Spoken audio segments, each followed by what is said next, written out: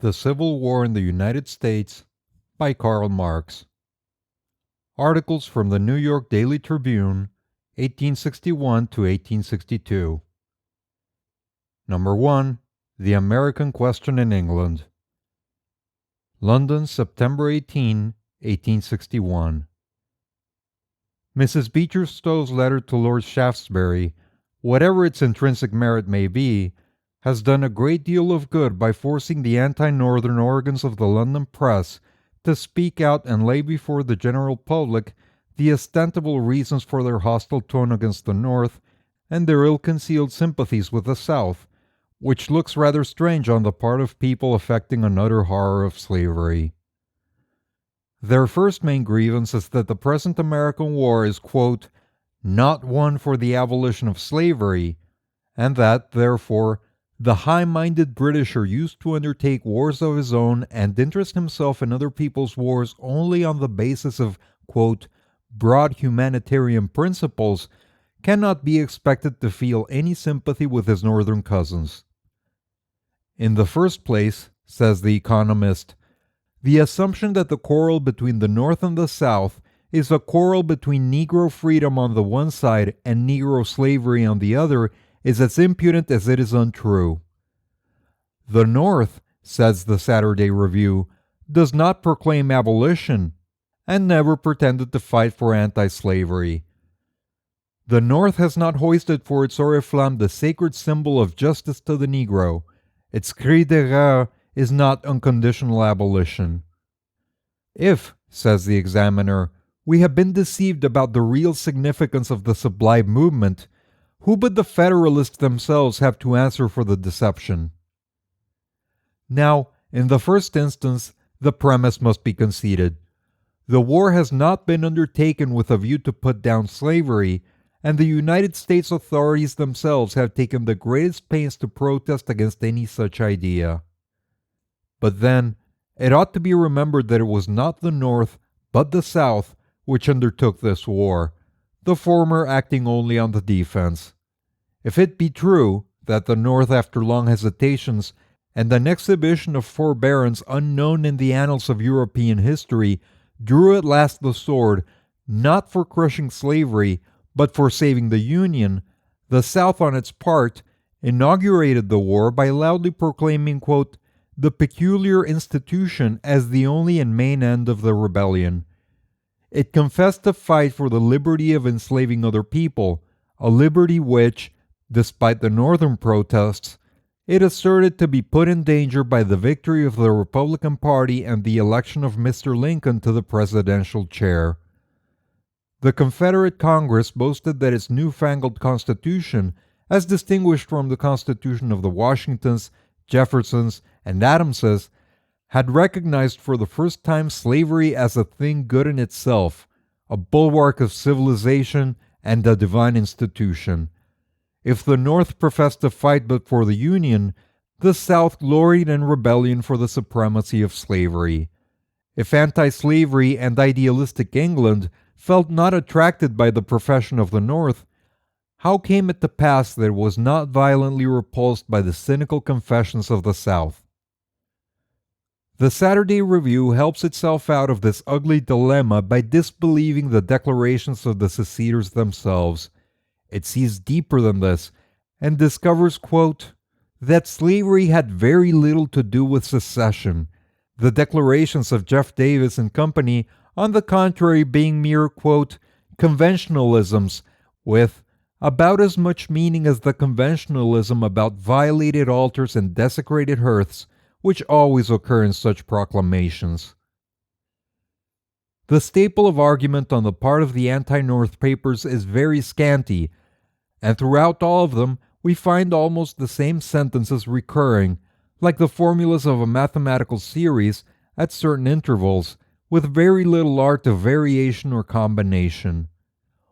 Why, exclaims the economist, it is only yesterday, when the secession movement first gained serious head, on the first announcement of Mr. Lincoln's election, that the Northerners offered to the South, if they would remain in the Union, every conceivable security for the performance and inviolability of the obnoxious institution, that they disavowed in the most solemn manner all intention of interfering with it, that their leaders proposed compromise after compromise in Congress, all based upon the concession that slavery should not be meddled with.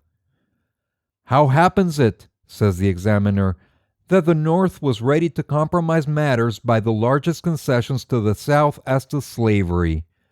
How was it that a certain geographical line was proposed in Congress within which slavery was to be recognized as an essential institution? The Southern states were not content with this.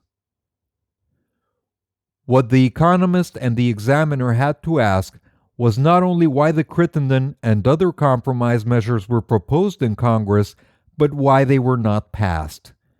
They affect to consider those compromise proposals as accepted by the North and rejected by the South, while, in point of fact, they were baffled by the Northern party that had carried the Lincoln election.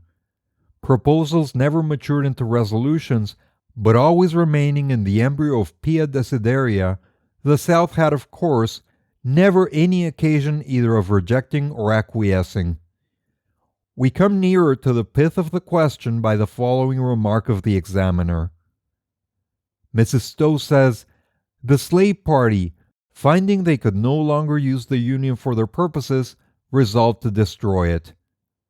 There is here an admission that up to that time the slave party had used the Union for their purposes, and it would have been well if Mrs. Stowe could have distinctly shown where it was that the North began to make its stand against slavery." One might suppose that the Examiner and other oracles of public opinion in England had made themselves sufficiently familiar with contemporaneous history to not need Mrs. Stowe's information on such all-important points. The progressive abuse of the Union by the slave power, working through its alliance with the Northern Democratic Party, is, so to say, the general formula of United States history since the beginning of the century. The successive compromise measures mark the successive degrees of the encroachment by which the Union became more and more transformed into the slave of the slave owner. Each of these compromises denotes a new encroachment of the South, a new concession of the North. At the same time, none of the successive victories of the South was carried, but after a hot contest with an antagonistic force in the North, appearing under different party names, with different watchwords, and under different colors. If the positive and final result of each single contest told in favor of the South, the attentive observer of history could not but see that every new advance of the slave power was a step forward to its ultimate defeat. Even at the time of the Missouri Compromise, the contending forces were so evenly balanced that Jefferson, as we see from his memoirs, apprehended the Union to be in danger of splitting on that deadly antagonism.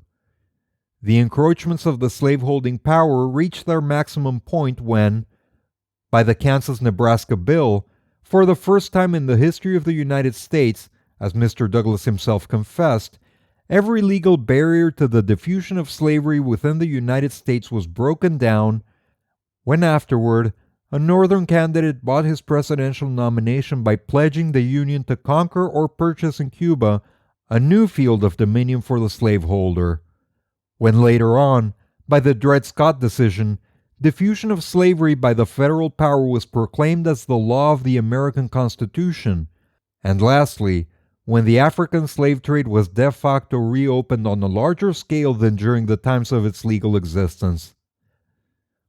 But, concurring with this climax of Southern encroachments, carried by the connivance of the Northern Democratic Party, there were unmistakable signs of Northern antagonistic agencies having gathered such strength as must soon turn the balance of power. The Kansas War, the formation of the Republican Party, and the large vote cast for Mr. Fremont during the presidential election of 1856 were so many palpable proofs that the North had accumulated sufficient energies to rectify the aberrations which United States history, under the slave owners' pressure, had undergone for half a century, and to make it return to the true principles of its development.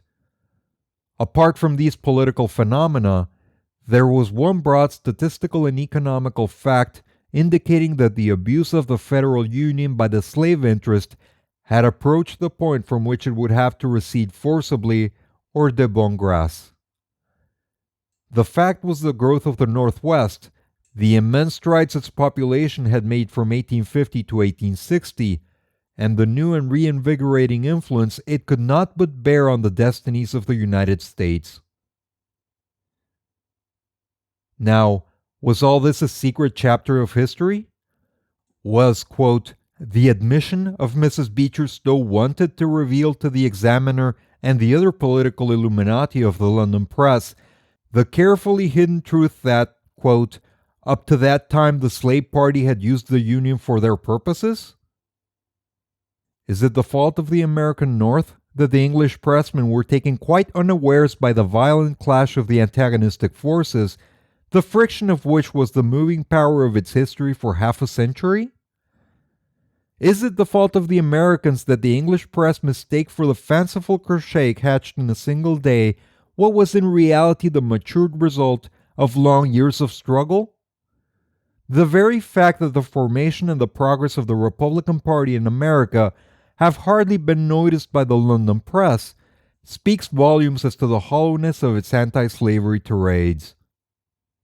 Take, for instance, the two antipodes of the London press, the London Times and Reynolds' weekly newspaper, the one the great organ of the respectable classes, and the other the only remaining organ of the working class. The former, not long before Mr. Buchanan's career drew to an end, published an elaborate apology for his administration and a defamatory libel against the Republican movement. Reynolds, on his part, was, during Mr. Buchanan's stay at London, one of his minions, and since that time never missed an occasion to write him up and to write his adversaries down. How did it come to pass that the Republican Party, whose platform was drawn up on the avowed antagonism to the encroachments of the slavocracy and the abuse of the Union by the slave interest, carried the day in the North? How, in the second instance, did it come to pass that the great bulk of the Northern Democratic Party, flinging aside its old connections with the leaders of slavocracy, setting at naught its traditions for half a century, sacrificing great commercial interests and greater political prejudices, rushed to the support of the present Republican administration and offered it men and money with an unsparing hand? Instead of answering these questions, the economist exclaims, Can we forget that abolitionists have habitually been as ferociously prosecuted and maltreated in the North and West as in the South?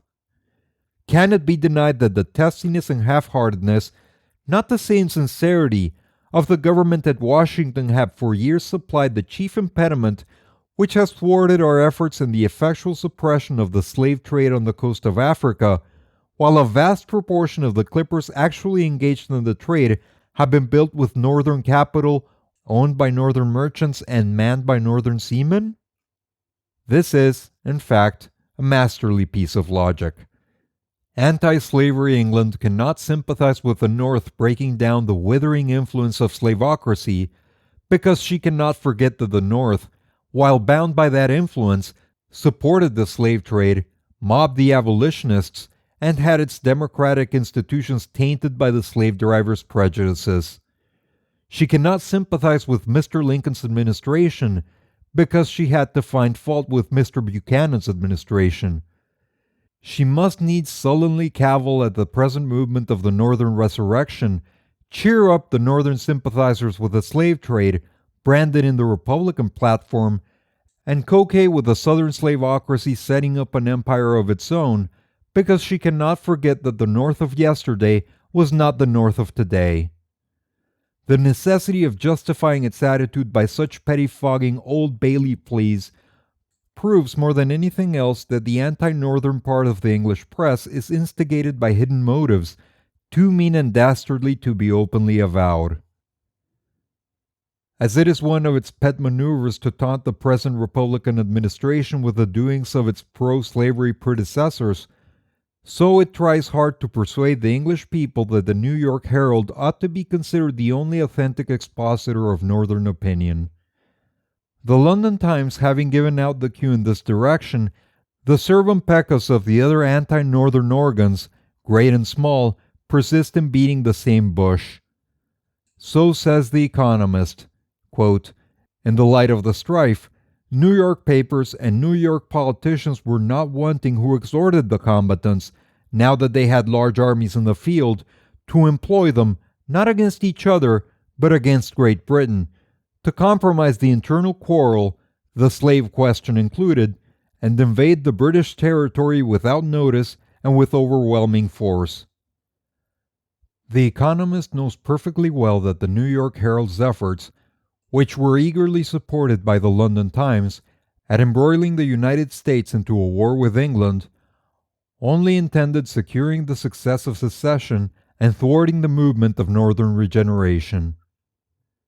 Still, there is one concession made by the anti-Northern English press. The Saturday (Review) Snob tells us, quote, "What was at issue in Lincoln's election, and what has precipitated the convulsion, was merely the limitation of the institution of slavery to states where that institution already exists." And the Economist remarks, quote, "It is true enough that it was the aim of the Republican Party which elected Mr. Lincoln to prevent slavery from spreading into the unsettled territories. It may be true that the success of the North, if complete and unconditional, would enable them to confine slavery within the 15 states which have already adopted it, and might thus lead to its eventual extinction, though this is rather probable than certain." In 1859, on the occasion of John Brown's Harper's Ferry expedition, the very same Economist published a series of elaborate articles with a view to prove that, by dint of an economical law, American slavery was doomed to gradual extinction from the moment it should be deprived of its power of expansion. That economical law was perfectly understood by the slavocracy. "In 15 years more," said Toombs, "without a great increase in slave territory, either the slaves must be permitted to flee from the whites, or the whites must flee from the slaves." The limitation of slavery to its constitutional area, as proclaimed by the Republicans, was the distinct ground upon which the menace of secession was first uttered in the House of Representatives on May 19, 1859. Mr. Singleton of Mississippi, having asked Mr. Curtis of Iowa if the Republican Party would never let the South have another foot of slave territory while it remained in the Union, and Mr. Curtis having responded in the affirmative, Mr. Singleton said this would dissolve the Union. His advice to Mississippi was the sooner it got out of the Union the better. Quote, "Gentlemen should recollect that Jefferson Davis led our forces in Mexico, and he still lives, perhaps to lead the Southern Army." Quite apart from the economical law which makes the diffusion of slavery a vital condition for its maintenance within its constitutional areas, the leaders of the South had never deceived themselves as to the necessity of keeping up their political sway over the United States. John Calhoun, in the defense of his propositions to the Senate, stated distinctly on February 19, 1847, that the Senate was the only balance of power left to the South in the government, and that the creation of new slave states had become necessary, quote, "for the retention of the equipoise of power in the Senate." Moreover, the oligarchy of the 300,000 slave owners could not even maintain their sway at home, save by constantly throwing out their white plebeians for the bait of prospective conquests within and without the frontiers of the United States. If, then, according to the oracles of the English press, the North had arrived at the fixed resolution of circumscribing slavery within its present limits, and of thus extinguishing it in a constitutional way, was this not sufficient to enlist the sympathies of anti-slavery England? But the English Puritans seem indeed not to be contented save by an explicit abolitionist war. This, says the Economist, therefore, not being a war for the emancipation of the Negro race, on what other ground can we be fairly called upon to sympathize so warmly with the federal cause?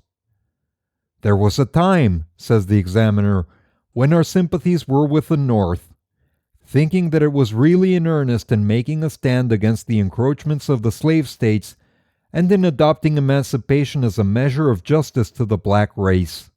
However, in the very same number in which these papers tell us that they cannot sympathize with the North because its war is no abolitionist war, we are informed that, quote, the desperate expedient of proclaiming Negro emancipation and summoning the slaves to a general insurrection is a thing, quote, the mere conception of which is repulsive and dreadful, and that, quote, a compromise would be far preferable to success purchased at such a cost and stained by such a crime. Thus the English eagerness for the abolitionist war is all cant. The cloven foot peeps out in the following sentences. Lastly, says the economist, is the moral tariff a title to our gratitude and to our sympathy? Or is it certainty that, in the case of Northern triumph, that tariff should be extended over the whole Republic, a reason why we ought to be clamorously anxious for their success? The North Americans, says the Examiner, are in earnest about nothing but a selfish protective tariff. The Southern states were tired of being robbed of the fruits of their slave labor by the protective tariff of the North. The Examiner and the Economist complement each other. The latter is honest enough to confess at last that with it and its followers, sympathy is a mere question of tariff, while the former reduces the war between North and South to a tariff war, to a war between protection and free trade.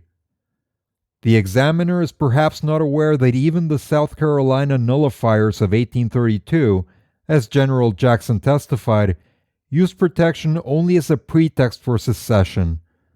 But even the Examiner ought to know that the present rebellion did not wait upon the passing of the moral tariff for breaking out. In point of fact, the Southerners could not have been tired of being robbed of the fruits of their slave labor by the protective tariff of the North, considering that from 1846 to 1861 a free trade tariff had obtained. The Spectator characterizes in its last number the secret thought of some of the anti-Northern organs in the following striking manner. What, then, do the anti-Northern organs really profess to think desirable under the justification of this plea of deferring to the inexorable logic of facts? They argue that disunion is desirable just because, as we have said, it is the only possible step to a conclusion of this, quote, costless and fratricidal strife, and next, of course, only as an afterthought, as a humble apology for Providence and, quote, justification of the ways of God to man, now that the inevitable necessity stands revealed, for further reasons discovered as beautiful adaptations to the moral exigencies of the country, and once the issue is discerned, it is discovered that it will be very much for the advantage of the states to be dissolved into rival groups. They will mutually check each other's ambition, they will neutralize each other's power, and if ever England should get into a dispute with one or more of them, mere jealousy will bring the antagonistic groups to our aid. This will be, it is urged, a very wholesome state of things, for it will relieve us from anxiety and it will encourage political competition, that great safeguard of honesty and purity among the states themselves. Such is the case, very gravely urged, of the numerous class of Southern sympathizers now springing up among us. Translated into English, and we grieve that an English argument on such a subject should be of a nature that requires translating it, it means that we deplore the present grand scale of this fratricidal war, because it may concentrate in one fearful spasm a series of chronic petty wars and passions and jealousies among groups of rival states in times to come. The real truth is, as this very un-English feeling distinctly discerns this truth, though it cloaks it in decent phrases, that rival groups of American states could not live together in peace or harmony. The chronic condition would be one of malignant hostility rising out of the very causes which have produced the present contest. It is asserted that the different groups of states have different tariff interests. These different tariff interests would be sources of constant petty wars if the states were once dissolved, and slavery, the root of all the strife, would be the spring of insurmountable animosities, discords, and campaigns. No stable equilibrium could ever again be established among the rival states. And yet it is maintained that this long future of incessant strife is the providential solution to the great question now at issue, the only real reason why it is looked upon favorably being this, that whereas the present great-scale conflict may issue in a restored and stronger political unity, the alternative of infinitely multiplied small-scale quarrels will issue in a weak and divided continent that England cannot fear. Now we do not deny that the Americans themselves sowed the seeds of this petty and contemptible state of feeling by the unfriendly and bullying attitude they have so often manifested to England, but we do say that the state of feeling on our part is petty and contemptible. We see that in a deferred issue, there is no hope of a deep and enduring tranquility for America, that it means the decline and fall of the American nation into quarrelsome clans and tribes, and yet hold up our hands in horror at the present fratricidal strife because it holds out hopes of finality. We exhort them to look favorably upon the indefinite future of small strifes, equally fratricidal and probably far more demoralizing, because the latter would draw out of our side the thorn of American rivalry. New York Daily Tribune, October 11th, 1861. You have reached the end of the first article in this series. Click on the links at the end of this video to go to the playlist or the next article if it is available. If you enjoy this content and would like to support this channel, please like and subscribe.